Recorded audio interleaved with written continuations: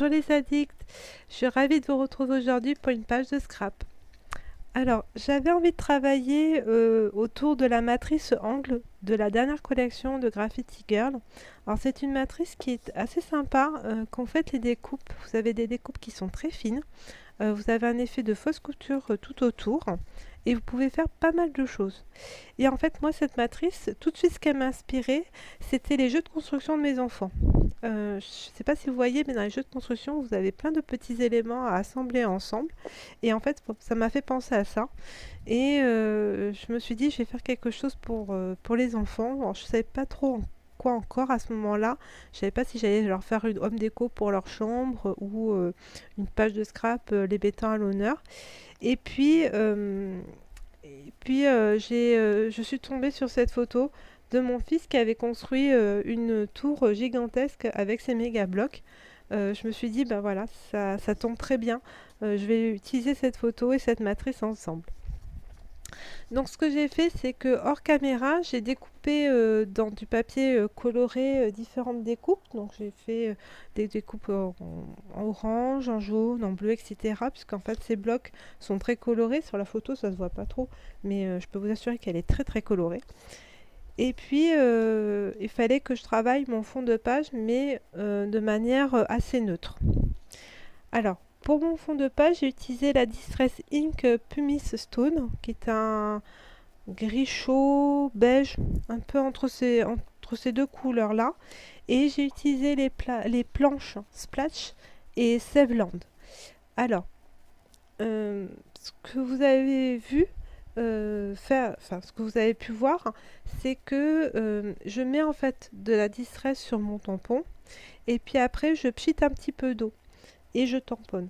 En fait, je vais accentuer un peu cet effet de tache aquarellée sur ma page, parce qu'en fait, vous avez déjà cet effet quand vous tamponnez directement votre tampon sur la page avec les tampons Splash. Mais moi, j'ai voulu l'accentuer un petit peu plus, donc vous pouvez utiliser cette technique de rajouter un petit peu d'eau sur votre tampon. J'ai ensuite maté ma photo en utilisant des chutes de papier de la collection Géomavie.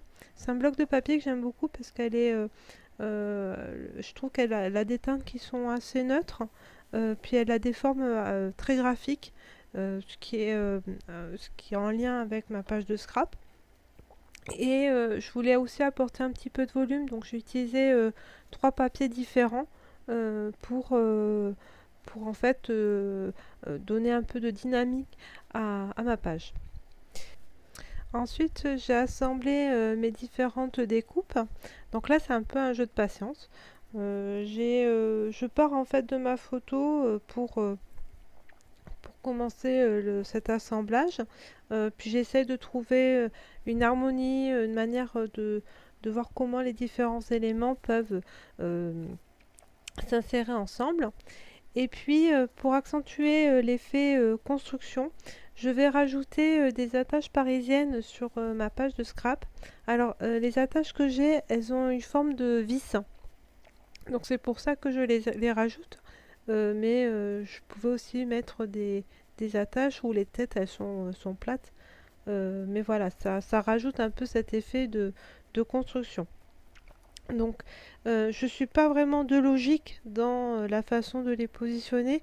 J'essaie juste d'en mettre là où au moins il y a deux trois éléments qui s'assemblent. Ou sinon, j'en mets par-ci par-là, vraiment de manière très aléatoire. Et je regarde par rapport à ma photo. Et une fois que j'ai fini de positionner mes différents attaches, je m'attaque à l'embellissement de ma page. Donc je vais utiliser les feuillages de la planche champêtre. Je les trouve très graphiques et puis je trouve elles iront bien en fait sur ma page de scrap. Et je ne vais pas utiliser mes aquarelles ou mes crayons aquarella pour travailler les couleurs, mais plutôt les Distress Ink. Je vais utiliser la Old Pepper et la Crushed Olive. Alors vous avez un qui est un vert tirant un peu sur le jaune, et puis l'autre qui est un vert plutôt clair. Et en fait, ça va apporter un peu de contraste sur ma feuille, enfin sur ma page de scrap.